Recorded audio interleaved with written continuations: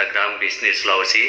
Seperti biasa, sore hari ini saya juga akan hadir untuk memberikan informasi terkait dengan pasar modal, analisa pasar, kemudian market review, rekomendasi, dan juga terakhir nanti ada edukasi investasi. Nah, teman-teman saksikan kami dari awal sampai akhir nanti, karena ini tentu akan bermanfaat untuk teman-teman semua, sahabat Sulawesi, terutama bagi sahabat yang memiliki niat atau berencana untuk menjadi investor atau trader di pasar modal Indonesia. Nah, sore hari ini saya akan hadir bersama Mas Kavi dari Pintraco Sekuritas.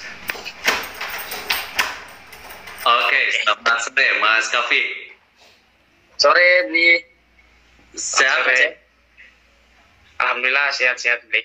Bagaimana kabar, Bli? Sehat-sehat, baik-baik. Mas Kavi, kalau kita berbicara masalah data untuk perdagangan kita hari ini, tapi saya akan flashback terlebih dahulu untuk perdagangan kita kemarin di tanggal 29 September 2001. Nah, kalau kita lihat indeks harga saham gabungan kita ditutup di level 6.162,554, itu mengalami pertumbuhan sekitar 49,442 poin atau 0,80% dibandingkan dengan penutupan perdagangan sehari sebelumnya, yaitu hari Selasa 28 September 2021 yang ditutup pada level 6.113,112 poin. Kemarin asing juga terlihat melakukan net buy ini Mas Kavi senilai 1,689 triliun ya kalau tidak salah. Nah, kalau kita bicara masalah sektor untuk perdagangan kemarin, rata-rata atau hampir semua sektor mencatat pertumbuhan, dengan pertumbuhan tertinggi dicatat oleh sektor industri sebesar 4,19%. Sedangkan hanya satu sektor yang tercatat di Bursa Efek Indonesia kemarin mencatat penurunan atau bergerak di zona merah, yaitu sektor teknologi yang mengalami penurunan 3,53%. Nah, itu untuk perdagangan atau penutupan perdagangan kita hari Rabu kemarin ini, Mas Kavi. Untuk hari ini seperti apa? Oke, Bli. Terima kasih. Selamat sore, Sobat Bisnis Sulawesi ya. Hari ini IHSG kita atau perdagangan Bursa Efek Indonesia kita lagi cerah ya, Bli ya. Hari ini closing di 6.286,943. Sesuai dengan target kita, yaitu di resisten terdekat kemarin IHSG kan di kisaran 6.200. Nah, hari ini mampu break di 6.200-nya, bahkan ditutup di 6.286,943 atau mengalami kenaikan sebesar 2,018% ya. Untuk hari ini sempat naik, sempat turun di level terendahnya pun juga cuman di level 6.174 ya, masih di atas harga penutupan kemarin, atau bisa dikatakan bahwa tadi di perdagangan tadi pagi opening langsung buka beli, jadi mengalami gap up open ya untuk perdagangan hari ini. Dan harga tertingginya pun hari ini di level 6.286,943 atau di harga penutupan hari ini. Dari segi transaksi, hari ini IHSG mencatatkan nilai transaksi 23,91 triliun ya secara menyeluruh, baik itu pasar nego maupun pasar reguler. Adapun total volume ada sekitar 27,48 miliar lembar saham yang diperdagangkan hari ini dengan total frekuensi 1.528.223 transaksi. Nah, adapun yang menariknya di sini IHSG ya, dari perjalanannya dari tadi pembukaan berhasil bertahan terus di zona hijau, dan di akhir sesi mampu mengalami kenaikan. Tadi kan sebelum ada disebut namanya sesi pre-closing ya, tadi cuma di kisaran plusnya itu cuma tidak sampai 2% ya. Untuk tadi di kisaran tidak sampai, dia di kisaran 6.200-an untuk IHSG tadi, tapi di akhir penutupan mengalami kenaikan yang cukup signifikan yang mampu naik di 6.286 ini. Salah satu penyebabnya ada saham TBCA ya, yang pada saat penutupan langsung naik di 35.000 per lembar sahamnya, atau naik sebesar 6,38%. Untuk saham sejenis BBCA naik 6% ini sangat berpengaruh ya terhadap ISG kita, karena salah satu yang terbesar komposisinya dalam penggerak ISG kita ya untuk saham BBCA sendiri gitu beli. Jadi untuk asing, kalau dalam sejarah market keseluruhan market, asing mencatatkan net sale ya sebesar minus 3,8 triliun itu secara semua market, baik itu nego maupun reguler. Tapi di reguler masih asing mengalami net buy sebesar hampir 2 triliunan, sekitar 2 triliunan ya untuk perdagangan di pasar reguler. Nah, mungkin yang menyebabkan, salah satu penyebabnya asing net sell itu ada di saham bank ya. Di saham bank ini ada transaksi nego sebesar 6,4 triliun. Jadi ada kayak semacam perpindahan kepemilikan beli untuk di saham nego, yang dimana kalau kita tahu kan saham nego ini tidak dilakukan di jam market gitu, atau tidak dilakukan di pasar reguler. Itu dilakukan cuma di pasar nego gitu ya. Jadi baik besarannya nilai transaksi tersebut tidak terlalu mempengaruhi terhadap pergerakan ISG-nya kita beli gitu. Kalau untuk dari segi asing sendiri, yang mengalami asing masih mencatatkan naik buy ya di beberapa saham di CAM seperti BBRI sebesar 733 miliar, diikuti ada BBCA sebesar 648,31 miliar, dan Telkom sebesar 294,21 miliar. Nah, adapun asing mencatatkan Excel di saham Excel ya, walaupun hari ini tetap hijau ya, bahkan hijaunya lumayan sebesar 3,4%, tapi asing mencatatkan Excel sebesar minus 43,27 miliar, diikuti ada saham ABMM dan Tower, yaitu kisaran 38 miliar dan 29,28 miliar beli. Ini untuk data perdagangan hari ini. Oke, tadi Mas Kavi menyebutkan bahwa indeks harga saham gabungan kita atau IHSG kita ini cukup cerah ya hari ini. Nah, kira-kira sentimen yang mempengaruhi itu seperti apa nih, Mas Kavi? Oke, hari ini yang salah satu penyebab atau sentimen IHSG kita, salah satunya ini sejalan juga dengan beberapa bursa yang ada di luar ya, yaitu Dow Jones dan S&P 500 yang mencatatkan technical rebound pada perdagangan hari Rabu ya, tanggal 29 kemarin itu mencatatkan technical rebound mengalami kenaikan. Terus juga kalau dalam negeri sebenarnya pelaku pasar masih mengantisipasi rilis data inflasi dan indeks manufaktur ya. Nah, kalau ada hal-hal seperti ini kan, ini akan menandakan bahwa indeks manufakturnya kita pasti akan sejalan gitu, atau akan bergerak baik dalam untuk indeks manufaktur untuk bulan September sendiri yang akan rilis bulan depan beli gitu. Ya. Oke, kalau kita lihat seperti yang Mas Kavi sebutkan tadi, ada BBCA, BBRI, Telkom dan lain sebagainya.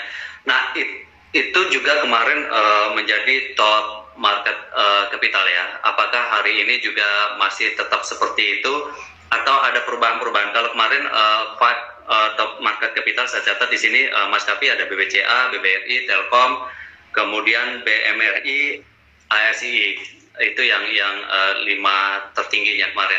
Nah, untuk hari ini seperti apa? Nah, untuk hari ini top gainersnya ya. Untuk top gainersnya sendiri ada di saham KJN ya. Itu mengalami kenaikan sebesar sebanyak 25% atau reject atas hari ini, sama PGUN yaitu mengalami kenaikan sebesar 24,81% atau mengalami atau reject atas hari ini, dan juga saham BES. Tapi kalau dari segi saham-saham yang masuk dalam kategori big cap gitu ya, atau saham-saham LQ45 ya, memang masih untuk big cap-nya sendiri masih dipegang sama seperti kayak BBCA, ITMG sama INKP beli. Jadi saham-saham kertas yang hari ini mengalami kenaikan cukup signifikan juga gitu. gitu.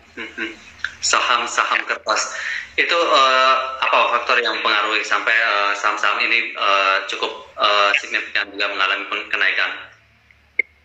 Sebenarnya kalau kita lihat saham-saham seperti INKP ini kan sama KIM ini tadi kan ITMG ini masuk dalam kategori saham mining ya. Kita tahu beberapa hari belakangan ini kan mining lagi hype-hype-nya gitu ya, karena disusul juga atau sejalan dengan harga komoditasnya.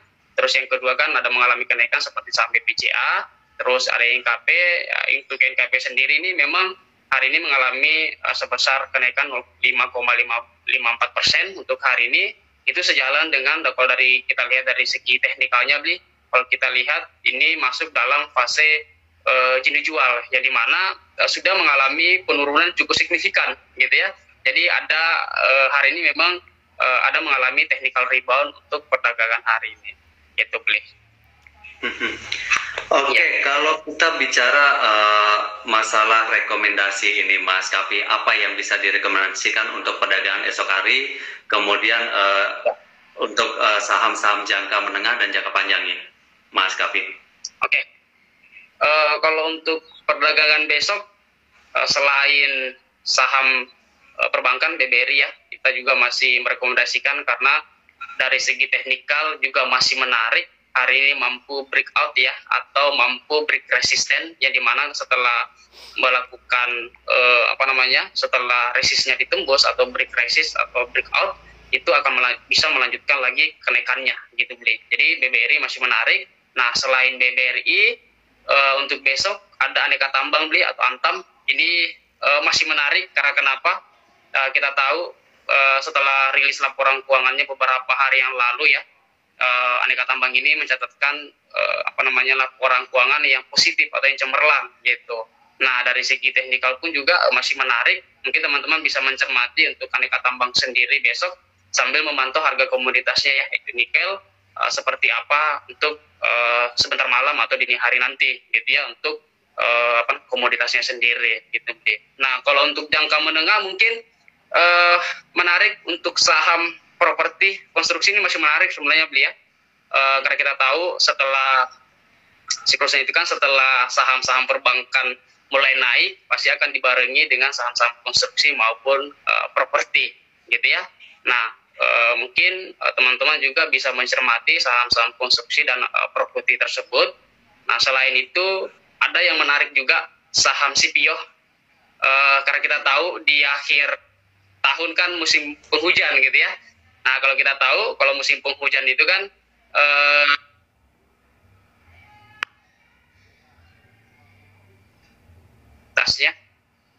atau komoditas CPO itu mengalami kenaikan gitu. Nah, secara histori juga seperti saham-saham CPO kayak LSIP gitu ya, atau AALI dan S&P itu juga setiap mulai bulan 9 ya, di akhir bulan 9, 10, 11 dan 12 itu secara tren itu mengalami kenaikan gitu.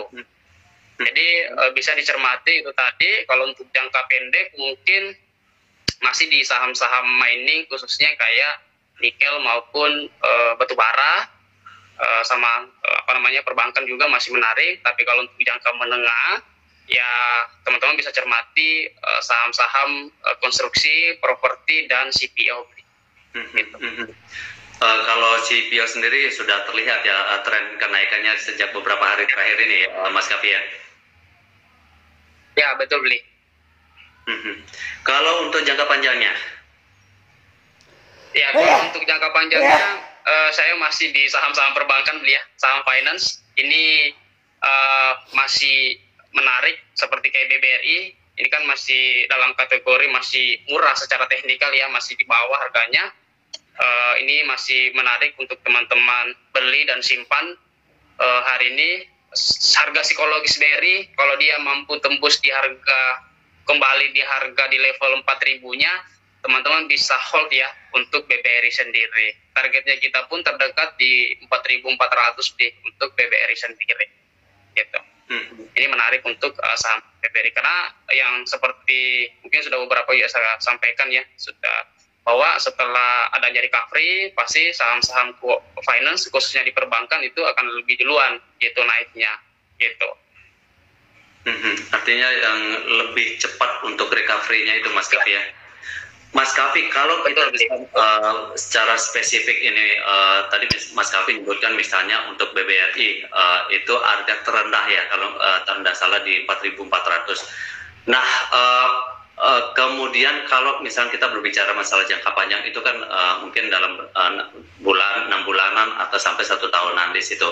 Nah, kalau kita misalnya membeli di 4.400, kita memantaunya setiap 3 bulan sekali, itu bagaimana nanti kita memperlakukan investasi kita di saham itu, Mas Kavi? Apakah ketika mengalami penurunan secara terus-menerus kita langsung jual aja atau kita lepas saja atau kita bertahan sampai betul-betul menunggu kita di akhir tahun itu? Seperti apa kita memperlakukannya? Oke. Tadi mungkin saya koreksi sedikit ya Bli, itu 4.400 itu adalah target profitnya kita terdekat. Kalau untuk sekarang kan harganya BBRI masih di kisaran 3.800-an, ini masih dalam terendahnya pun untuk beberapa semenjak 2021 kan, semenjak 2021 terendahnya itu di kisaran 3.500 atau masih di kisaran 3.000-an gitu. Nah, kalau pertanyaannya kira-kira apa sih yang harus dilakukan gitu ya? Setelah kita membeli nih di harga masih tergolong murah untuk BBRI sendiri di kisaran 3.000-an atau 3.800-an. Nah, kalau teman-teman yang tujuannya adalah investasi, ya teman-teman hanya cukup ya. Kalau tujuannya investasi, ya saran saya jangan tiap hari pantengin atau lihat pergerakan sahamnya gitu. Karena kenapa? Di situ akan nanti mempengaruhi psikologis tradingnya teman-teman atau psikologis investasinya teman-teman gitu. Turun sedikit panik gitu ya. Sedangkan kalau investasi kan seperti dikatakan sama Bli tadi bahwa range-nya itu adalah jangka panjang gitu ya. Ya kisaran 1 tahunan gitu ya untuk tahun depan atau beberapa tahun ke depannya. Nah, mungkin ya langkah-langkah yang teman-teman bisa lakukan adalah mengecek laporan keuangannya secara periodik gitu.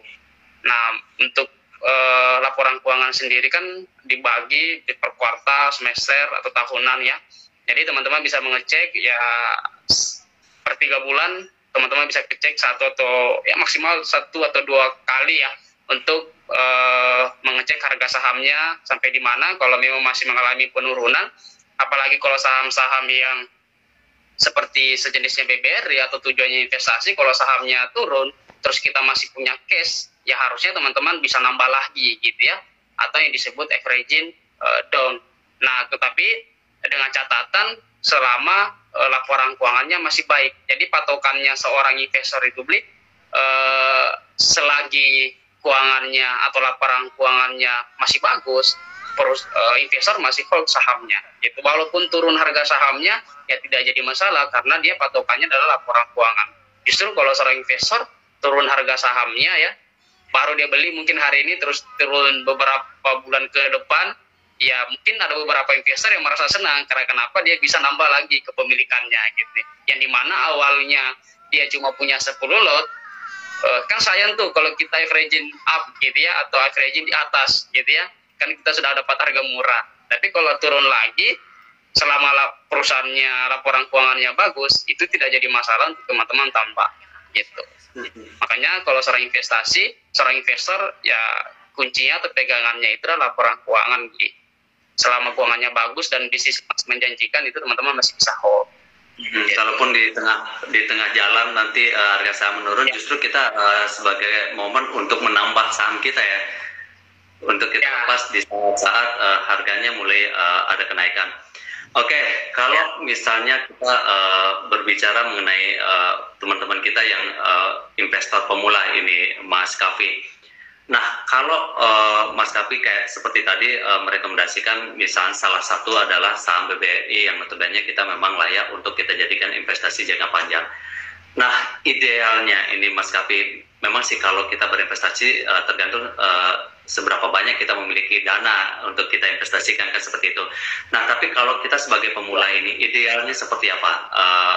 Berapa banyak yang kita bisa beli untuk pertama kali sambil kita memantau di pertengahan jalan, kalau misalnya harganya turun kita akumulasi lagi, kita tambah lagi, atau seperti apa ini Mas Kapi kalau memberikan pemahaman kepada teman-teman investor baru yang bergabung di Pintraco misalnya? Oke, kalau perusahaan itu masih dalam posisi penurunan atau masih dalam tren turun gitu ya beli ya, teman-teman dianjurkan jangan langsung masuk full cash. Dalam artinya kayak misalnya posisi BBRI dari tahun 2021 kan sampai sekarang kan mengalami penurunan. Kita tahu 2021 harga tertingginya di awal 2021 atau di bulan Januari itu kan sempat naik ke harga 5.000, sedangkan sekarang turun ke harga 3.800 gitu. Nah, kalau dalam posisi sekarang baiknya seperti apa? Baiknya adalah jangan, kalau teman-teman punya nih 100% cash misalnya ya, cash yang bisa siap untuk dibelanjakan sahamnya, teman-teman jangan langsung buy 100% tersebut atau jangan langsung full cash. Bisa dibagi 20% dulu atau 25% dulu sambil melihat bagaimana perkembangan market beli. Karena kan kita tahu sekarang kan masih ada, kita belum 100% pulih gitu ya. Masih ya kita nggak tahu ya, walaupun kita tidak berharap, tapi kan kita nggak tahu nih bagaimana ke depannya, apakah ada gelombang ketiga, gelombang keempat, apalagi kan ada varian-varian apa kayak lagi gitu kan. Walaupun itu tidak kita harapkan ya, tapi yang jadi masalah kita tetap mempersiapkan hal itu gitu. Makanya sarannya kita kalau memang tujuannya investasi ya mending beli bertahap beli, jangan langsung tiba-tiba full cash gitu, karena mempersiapkan kalau dia tiba-tiba turun ke sahamnya ya teman-teman bisa menambah lagi di harga rendah gitu beli gitu. Jadi ya sekitar 25% beli, jadi dibagi 4 gitu. Nanti bisa bertahap 4 kali gitu ya. Mas Kapi, sering juga kita berbicara masalah diversifikasi ini Mas Kapi, diversifikasi Pak saham, boleh diversifikasi antara investasi dan juga trading kan seperti itu. Nah, kalau misalnya kita pecah-pecah atau diversifikasi investasi semua ini misalnya, apakah kalau misalnya kita investasikan itu bisa di saham misalnya perbankan tapi dengan saham yang berbeda, atau memang harus di sektor yang berbeda? Ini Mas Kapi, tidak boleh semua misalnya di sektor perbankan atau tidak boleh semuanya di sektor energi, kita ambil satu-satu, atau boleh misalnya sektor perbankan kita ambil sebagian di BBRI, BBCA atau yang lain. Seperti apa ini kalau Mas Kapi menyarankan teman-teman kita? Ya, oke. Terkait diversifikasi ya, itu kan kita berbicara apakah kita bisa nih trader aja atau investor aja gitu ya, atau bisa kedua-duanya gitu ya. Nah sebenarnya kalau di dalam pasar modal kan sebenarnya yang wajib itu kan adalah investasi gitu ya, kita harus menjadi seorang investor.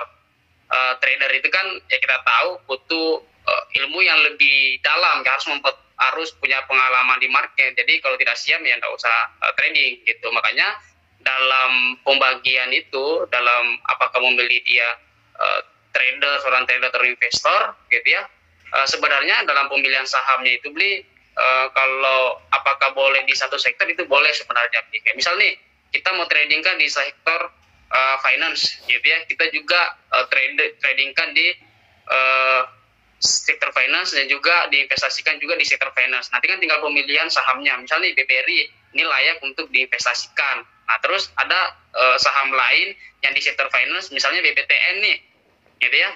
Nah dia mungkin mau untuk beli saham tersebut untuk ditradingkan. Kalau untuk masalah per sektor sebenarnya tidak jadi masalah beli. Itu teman-teman bisa disesuaikan aja apakah karakteristik perusahaan ini itu cocok untuk diinvestasikan atau di tradingkan gitu. Tapi kalau secara sektoral kan memang kalau finance itu memang layak untuk diinvestasikan gitu. Ya bisa ditradingkan, bisa diinvestasikan. Nanti mungkin tinggal diatur aja bagaimana trading plan-nya.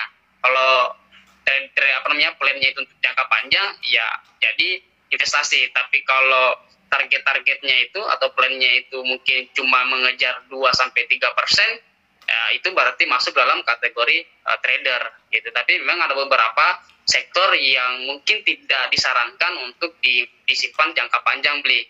Mungkin salah satunya saham-saham komoditas gitu ya. Saham-saham komoditas kan kita tahu kalau kita simpan terlalu lama juga tidak terlalu baik, karena kan kita tahu saham-saham komoditas ini sangat berpengaruh terhadap harga komoditas globalnya gitu beli. Itu berbeda mungkin saham-saham perbankan gitu ya. Jadi kayak saham-saham sektor komoditas, konstruksi memang layak untuk kita memang lebih sarankan ke jangka pendek dan menengah beli. Tapi kalau masalah per sektornya, ya dia mau investasi, dia mau trading, itu tidak jadi masalah beli. Nanti ditinggal disesuaikan aja targetnya, semakin jauh targetnya ya itu bisa dikategorikan sebagai investor gitu. Tapi kalau target trader kan misal nih, jangan sampai teman-teman targetnya 50%, 100% gitu ya, atau 20%, itu dikategorikan sudah masuk dalam kategori investor gitu. Jangan sampai saya mau jadi trader nih, tapi targetnya teman-teman jauh sekali gitu. Sedangkan seorang trader kan namanya berdagang, kalau sudah ada untung ya jualan gitu sih beli. Nanti teman-teman tinggal diatur aja di trading plan-nya seperti apa gitu. Kalau masalah pemilihan sahamnya tidak jadi masalah, dalam satu sektor itu bisa ditradingkan juga bisa diinvestasikan. Tapi memang ada beberapa sektor yang hanya bukan khusus sih, lebih disarankan gitu ya, lebih disarankan untuk diinvestasikan aja kalau untuk sektor tersebut, dan untuk sektor tersebut hanya lebih disarankan untuk ditradingkan aja gitu sih beli. Oke. Mas Kapi, kalau kita berbicara masalah pertumbuhan jumlah investor nih di pasar modal Indonesia, kalau tidak salah per Agustus atau sepanjang 2021 dari Januari sampai Agustus itu sudah ada penambahan 1 juta investor. Itu jauh melebihi angka di tahun sebelumnya atau di tahun 2020. Nah, setelah Agustus itu bagaimana pertumbuhan jumlah investor kita sampai dengan saat ini nih, Mas Kapi? Apakah masih terus bertumbuh atau seperti apa? Ya, mungkin kalau secara data realnya ya saya nggak pegang, tapi kalau kita melihat dari beberapa dari beberapa info yang ada, memang pelonjakan investor itu kan terjadi di masa-masa pandemi gitu ya. Di tahun 2020 itu kan mengalami kenaikan yang cukup signifikan gitu. Nah, mungkin berjalannya di tahun 2020 ini, sejak 2021 ini di pertengahan itu sudah mulai tidak menurun gitu ya, tapi sudah mulai normal gitu ya. Mungkin tidak semelonjak yang di awal-awal atau di akhir tahun 2020 beli gitu. Nah, ini mungkin juga salah satu faktornya karena kita tahu yang dimana kalau teman-teman investor kan sudah bisa membuka rekening saham dari rumah gitu ya, tidak perlu lagi ke kantor cabang, yang dimana teman-teman mau mendapatkan informasi terkait saham cukup di rumah aja gitu ya. Ini mungkin salah satu faktornya. Misalnya kayak sekarang gitu ya, kita sedang live Instagram, teman-teman bisa mendapatkan informasi terkait saham gitu. Dulu kan ya harus ke kantor BI, ikut SPM secara tatap muka, dan itu pun harus mengikuti SPM-nya dari pagi beli sampai sore gitu ya. Jadi istilahnya paling pas isoma aja di duhur itu sampai sore giliran SPM-nya. Kalau sekarang kan karena online jadi dirangkum lagi materinya, jadi paling cuma sekitar 2-3 jam aja gitu untuk materi SPM-nya. Jadi itu juga salah satu faktor gitu ya, karena adanya Zoom, adanya live Instagram itu menambah informasi terkait pasar modal ini lebih menyebar ke masyarakat. Jadi pemahaman masyarakat terhadap investasi pasar modal ini sudah terus meningkat, Mas Kapi ya. Nah, kalau sejauh sepanjang yang Mas Kapi sebagai konsultan lah bagi teman-teman investor atau trader kita, kendala-kendala yang memang sering mereka hadapi yang Mas Kapi temui diantaranya seperti apa nih, Mas Kapi? Ya, oke. Memang beberapa kendala yang kita hadapi waktu awal-awal ya, mungkin karena kita belum menyesuaikan dengan masa-masa pandemi ya. Dulu kan masih registrasinya belum full online beli, jadi masih butuh dokumen gitu ya, masih butuh print dokumen gitu. Nah itu salah satu kendala juga di awal-awal gitu ya, atau di awal 2021, di 2020 dan 2021 itu masih kendala gitu ya. Karena kenapa? Ya kita tahu kantor kita masih WFH, jadi nasabah harus registrasi sendiri di rumah masing-masing, tinggal kita pandu lewat handphone, WhatsApp group gitu ya, untuk proses pembukaan akunnya. Nah biasanya di situ beli. Jadi kayak mungkin beberapa investor tidak dapat feel-nya. Mungkin beda kalau datang ke kantor sendiri gitu ya, langsung isi formulir sendiri, langsung dipandu gitu ya. Nah biasanya kalau yang online itu biasanya kendala di situ beli. Ada beberapa investor yang setelah mengikuti SPM mungkin dia tidak melanjutkan untuk proses pembukaan rekening sahamnya. Mungkin salah satunya seperti itu. Tapi sejalan dengannya waktu, dengan kita juga mengikuti keadaan yang ada, ya mau tidak mau harus secara online.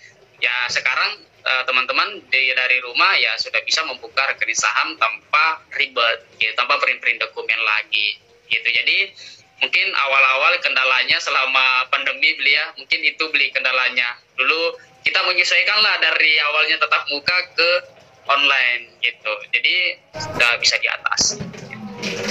Gitu. Oke, terakhir sebelum kita menutup perjumpaan kita nih, apa yang Mas Kavi ingin sampaikan atau mungkin merangkum dari pembicaraan kita dari awal sampai akhir ini? Oke, kalau dari saya sendiri, kita tahu keadaan ekonomi sekarang kita sudah membaik. Jangan sampai teman-teman nanti ISG sudah di 7.000 baru beli saham gitu ya. Makanya dari sekarang mumpung ISG belum terlalu naiknya, belum terlalu tinggi gitu ya, terlalu naik, ya silakan teman-teman mulai ya, jangan terlambat gitu. Karena kan kalau ditanya kapan sih waktu tepat dalam berinvestasi, ya kalau pertanyaan seperti itu jawabannya adalah pada saat teman-teman tahu investasi itu apa gitu ya. Pada saat teman-teman tahu ya silakan mulai gitu. Makanya saya bilang jangan sampai menyesal. Kita tahu dulu di ISG di 5.000 kita masih pikir nanti ISG sudah terlalu tinggi. Sekarang sudah 6.000, pas pandemi turun lagi gitu ya, terus naik lagi, walaupun belum terlalu signifikan kenaikannya. Ya makanya saya bilang sebelum terlambat ayo manfaatkan, ambil andil gitu ya dalam pertumbuhan pasar modalnya kita gitu. Tadi Mas Kavi menyebutkan sebelum naik sampai 7.000 indeks harga saham gabungan kita, itu pernah terjadi dan itu biasanya di bulan-bulan apa itu di setiap tahunnya itu Mas Kavi? Ya, kalau kita tahu kan berkaca dari beberapa histori yang ada, setelah ada krisis pasti ISG kita akan mengalami recovery atau mengalami kenaikan cukup signifikan. Kita tahu di beberapa krisis 2018, 2008 gitu ya, terjadi krisis. Setelah terjadi krisis tersebut di 98 itu pasti akan terjadi kenaikan yang cukup signifikan setelah mengalami tersebut. Orang sebut bilang habis gelap terbitlah terang gitu ya. Sekarang kan masih abu-abu nih, orang masih apakah sudah normal atau seperti apa. Nah, tapi kan kita sebagai investor kan tetap optimis bahwa pasti keadaan perekonomian kita pasti akan baik-baik saja untuk kedepannya. Makanya ya walaupun memang harga tertinggi ISG kita kan belum sempat di 7.000 beli.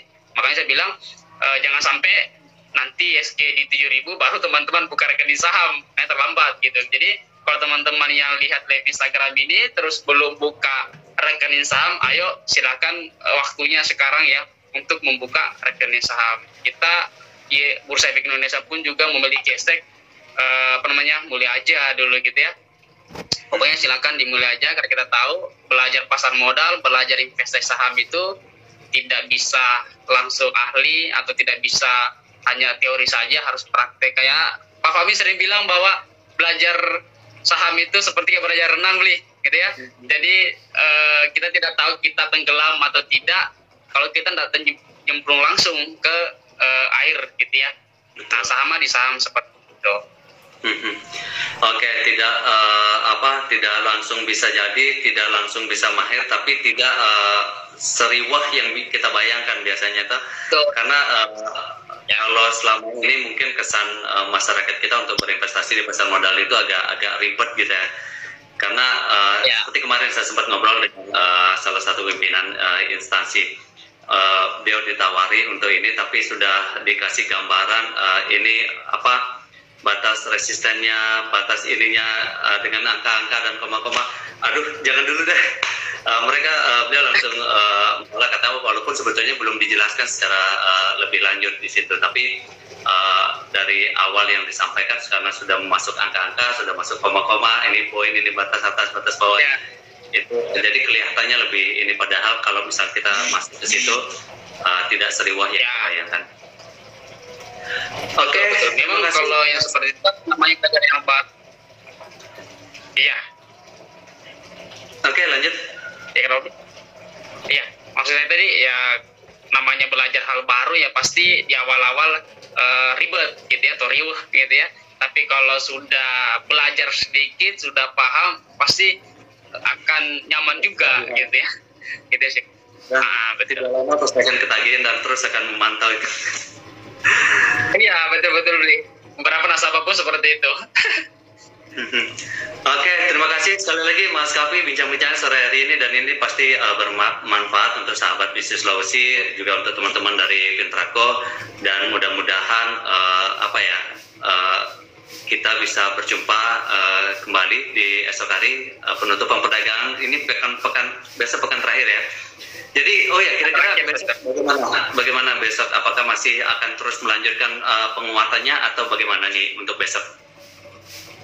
Oke, untuk perdagangan besok, karena kita tahu biasanya hari Jumat itu hari TP sedunia gitu ya, hari TP atau hari orang bilang hari take profit ya, orang mengamankan cuan, jadi beberapa mengalami koreksi gitu atau penurunan gitu. Nah mungkin untuk besok teman-teman ya, walaupun hari ini mengalami kenaikan yang cukup signifikan gitu ya, bahkan tembus di 6.200-nya, mungkin besok tetap diperhatikan ya, masih ada potensi untuk besok koreksi. Tetapi kalau secara pergerakan ISG masih diperkirakan akan bergerak di 6.200 sampai 6.300 beli untuk perdagangan besok gitu. Kalaupun ada penurunan tentu tidak terlalu signifikan ya. Oke, ya, betul. Mas Kavi, terima kasih juga sahabat bisnis Sulawesi yang sudah selalu menyaksikan kita. Kita berjumpa kembali besok. Sampai jumpa. Ya, makasih Bli. Makasih sobat bisnis Sulawesi. Sehat semua ya.